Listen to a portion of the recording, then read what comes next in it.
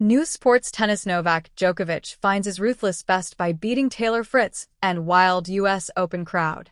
Novak Djokovic finds his ruthless best by beating Taylor Fritz and wild U.S. Open crowd, 38 years old, and going for a record-extending 25th major title.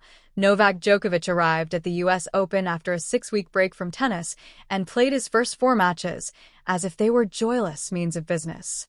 He got the job done, but there was hardly much to write home about when he reached the quarterfinals in terms of mood, fitness, or standards of performance.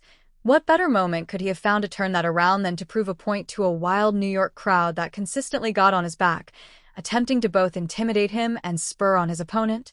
Add to that the possibility of finding his edge and sharpening his game before the hard tests start against the best players in the world. Combine it with an adversary who is not good enough to contend with him. Djokovic had won each of their 10 previous encounters, but good enough to test him.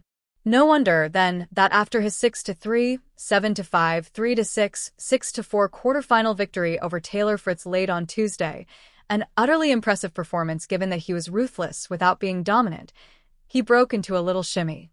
He was goading the crowd that had been mercilessly trying to deter him, but with his tireless talent for theater, he would reveal the real reason was a dedication to his daughter on her birthday. He had more reason to celebrate, though. The broad grin returned to Djokovic's face because the joy of competing did too.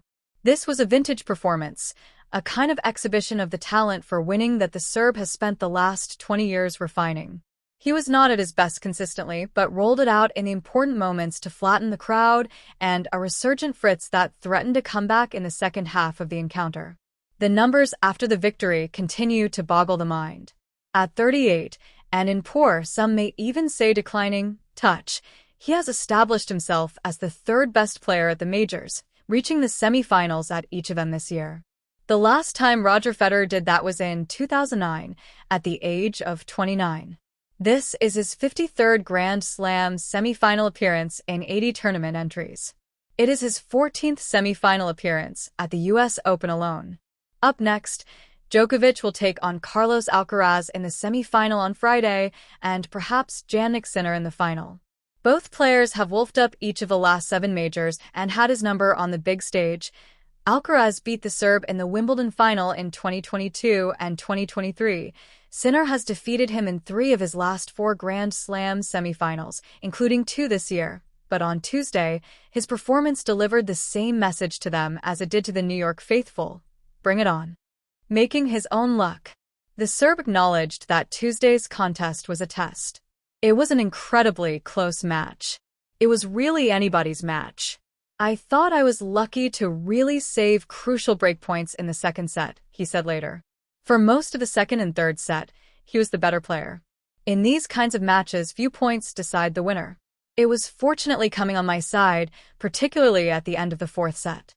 But while there was a grain of truth to this assessment, Djokovic had been rather generous to the American 4th seed, who showed up with a consistently high level of both serving and his forehand.